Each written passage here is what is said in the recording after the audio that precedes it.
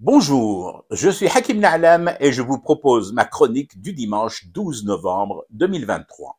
Elle s'intitule « Moi oui, toi non, toi avoir compris ». Oui, je sais, et j'en ai bien conscience, la marche contre l'antisémitisme se tient en France, pas chez moi. Nous sommes d'accord sur la géolocalisation de cet événement.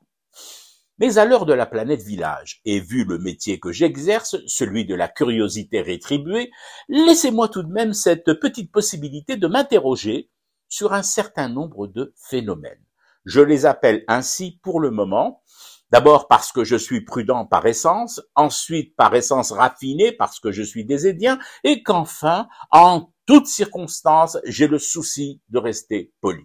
Donc, disais-je, des phénomènes étranges. Voilà une marche initiée pour dire non à l'antisémitisme. Jusque-là, tout va bien. Je ne supporte pas l'antisémitisme qui s'attaque de vile manière aux sémites que je suis et que nous sommes, vous et moi. Sauf qu'à cette marche va participer le Rassemblement national, anciennement estampillé Front National. Va aussi marcher Éric Zemmour, mais à plus petits pas, morphotype oblige. Vont aussi marcher des organisations plus ou moins tolérées, voire en voie théorique d'être interdites d'activité, et dont la caractéristique première est d'avoir cette propension systématique et systémique à marcher au pas de loi, le bras tendu vers l'avant. À côté de cette charmante assemblée, aux allures de famille Adams, sans le sens de l'humour, il y aura ce que l'on appelle là-bas l'arc républicain.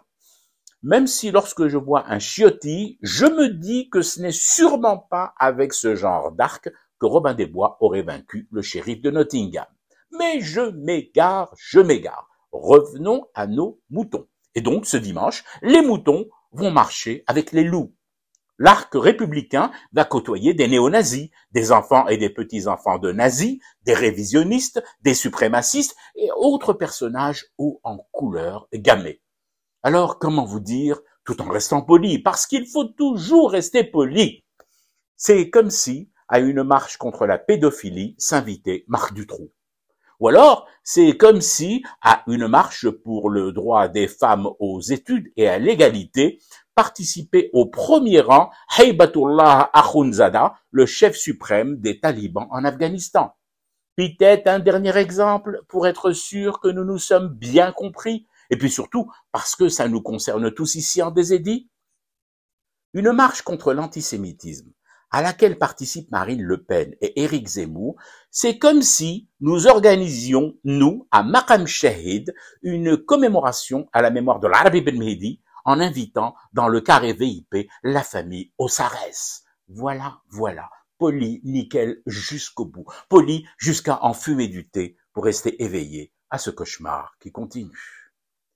C'était Hakim Na'lam, je vous retrouve demain pour une autre chronique et une autre façon de dire son amour à l'Algérie.